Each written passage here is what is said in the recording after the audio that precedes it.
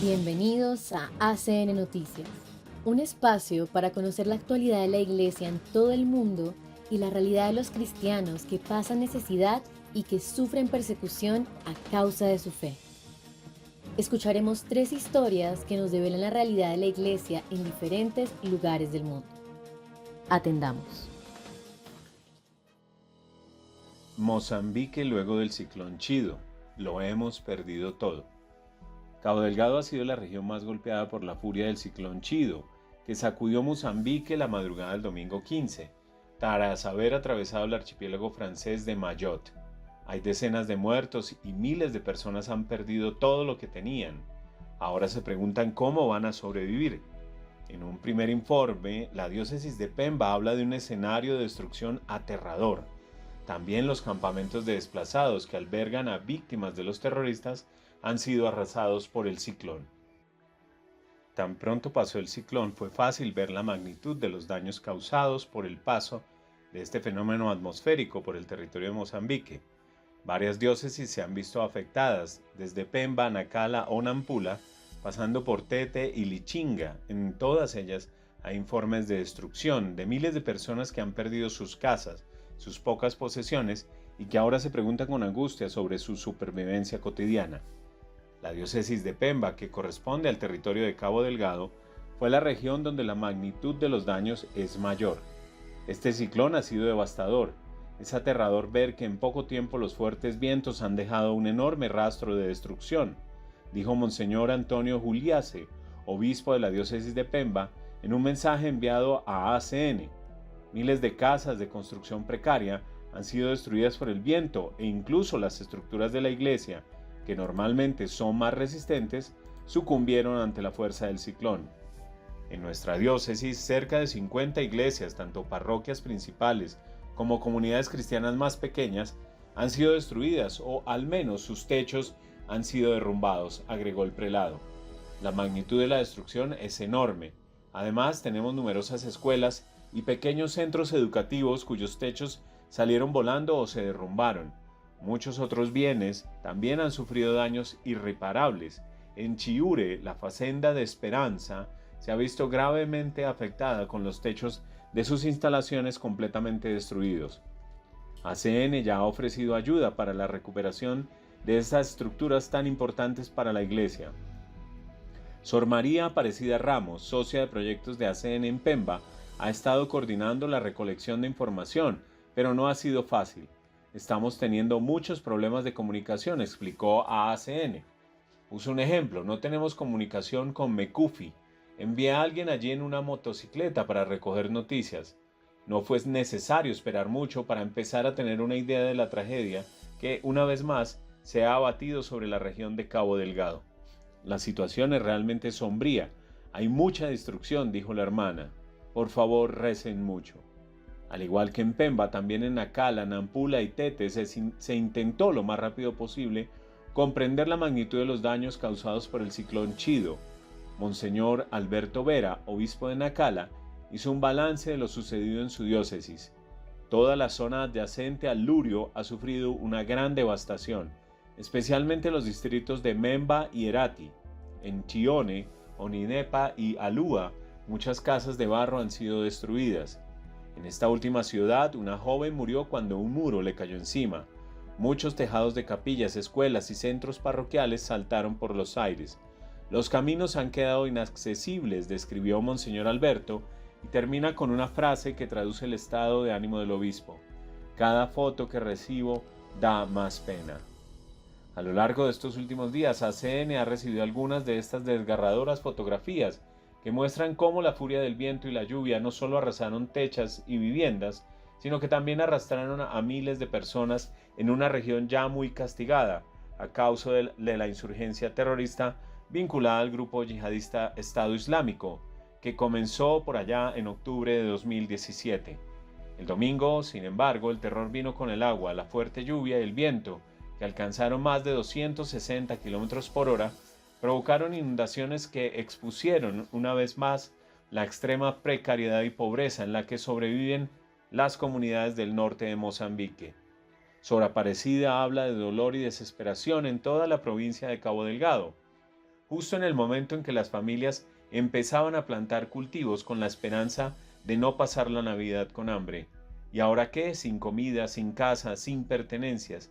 ¿Qué será de nosotros? Lo hemos perdido todo. Esta es la expresión más repetida por miles de personas. Hay cortes en electricidad en casi todas partes, las comunicaciones son limitadas, pero en medio de toda la desesperación está la certeza de que la iglesia permanece con los brazos abiertos para recibir a los más necesitados. Las comunidades religiosas y las parroquias, a pesar de que sus infraestructuras también han sido destruidas o dañadas, acogen a familias que lo han perdido todo en los espacios donde todavía es posible dar cobijo. Es la primera ayuda de la iglesia a los más necesitados en Mozambique. Por si todo esto fuera poco, los grupos terroristas siguen operando, siguen sembrando miedo y destrucción. ACN, que tiene muchos proyectos en marcha para ayudar a las víctimas del terrorismo y a la iglesia en estas décadas, ha reforzado el llamamiento a sus benefactores y amigos para que recen y se solidaricen con Cabo Delgado. Ayuda a la formación de 12 seminaristas de la Orden de los Espiritanos. La Congregación del Espíritu Santo, formada por los llamados Espiritanos, se fundó en Francia en 1703. En la actualidad, sus miembros se dedican en más de 60 países a evangelizar a los pobres y a los marginados por la sociedad. Para ello acuden sobre todo a regiones difíciles y remotas donde la Iglesia afronta retos descomunales. En Zambia están presentes desde 1971 y en estos momentos 19 padres espiritanos trabajan en 3 diócesis de este país del África Meridional. La orden está bendecida con vocaciones nativas. 16 jóvenes zambianos ya han sido ordenados sacerdotes y otros 12 están formándose. Uno de ellos es el hermano Brian Chilando, recientemente ordenado diácono y que pronto será ordenado sacerdote. Este monje nos ha escrito lo siguiente: siempre rezaremos por ustedes para que Dios los bendiga con todo lo que necesiten en la vida. Su ayuda es para nosotros un rayo de luz cálido y brillante que representa a personas buenas y solidarias que se preocupan por las necesidades de los demás.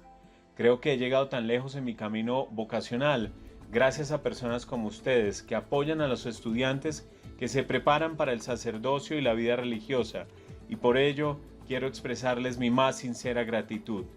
Creo que los sueños de muchos jóvenes que quieren ser sacerdotes o religiosos solo se hacen realidad gracias a gestos generosos como el de ustedes. Su ayuda no solo beneficia a la congregación agraciada, sino también a toda la iglesia, porque ustedes contribuyen a la formación de los futuros servidores de la Iglesia Universal. Mil gracias. El hermano Remy Banda, que estudia teología en su 4º año de formación, también da las gracias de todo corazón a todos los benefactores. He recibido con gran alegría y gratitud la noticia de su fiel apoyo económico a mi formación. Como siempre, quiero dar gracias a Dios con mis oraciones por ustedes, sus familias y su fundación. Ruego al Señor, a quien estamos tan deseosos de servir, que siga bendiciéndolos y protegiéndolos y que les pague su generosidad. Un vehículo para una parroquia de Basora. En Irak, los cristianos constituyen una minoría muy pequeña. Hasta el año 2002, antes de la guerra de Irak, su número superaba los 1,2 millones, pero la guerra, la persecución y la pobreza ha provocado un éxodo masivo de los habitantes cristianos del país. Se calcula que hoy en día solo quedan allí unos 150.000 cristianos. Basora, con cerca de 1,4 millones de habitantes, es la tercera ciudad más grande de Irak. Está situada en el Golfo Pérsico y es la ciudad portuaria más importante del país. Basora fue fundada en el siglo VII después de Cristo, y desde allí zarpó Sinbad el marino para emprender aventuras en el relato de las 1001 noches. Sin embargo, de la magia de los cuentos orientales ya no queda mucho en nuestros días. Por esta ciudad se combatió duramente en las últimas 3 guerras libradas en el Golfo Pérsico, por lo que ha quedado en gran parte destruida, y las consecuencias aún pueden sentirse hoy en día. En Basora ya solo viven alrededor del 5% de los cristianos de los que había en 1980, pero el arzobispo sirocatólico Athanasius Firas Munder Dardar nos aseguró que la iglesia quería hacer un esfuerzo especial en infundir esperanza en los creyentes. El arzobispo, que nos comunicó que para ello era muy importante la educación religiosa de los niños, nos pidió ayuda. Y es que la parroquia Cirocatólica del Sagrado Corazón de Jesús necesitaba urgentemente un pequeño bus para transportar a los niños de los alrededores de forma segura, rápida y fácil a la parroquia, que es donde se imparten las clases de religión. Gracias a los benefactores se pudo conseguir el dinero para comprar ese pequeño bus. La alegría de esta comunidad fue enorme. El arzobispo nos escribe: rogamos a nuestro Padre Celestial que los bendiga a ustedes y a todos sus benefactores, así como su misión en Oriente Próximo y especialmente en Irak. Un lugar de culto para un pueblo. La parroquia de Cristo Rey de Damanpur está en el estado de Bengala Occidental, al este de la India. Esta es una parroquia muy activa, en especial en su trabajo con niños y jóvenes, que cuenta con una escuela dominical para distintas edades y numerosos grupos.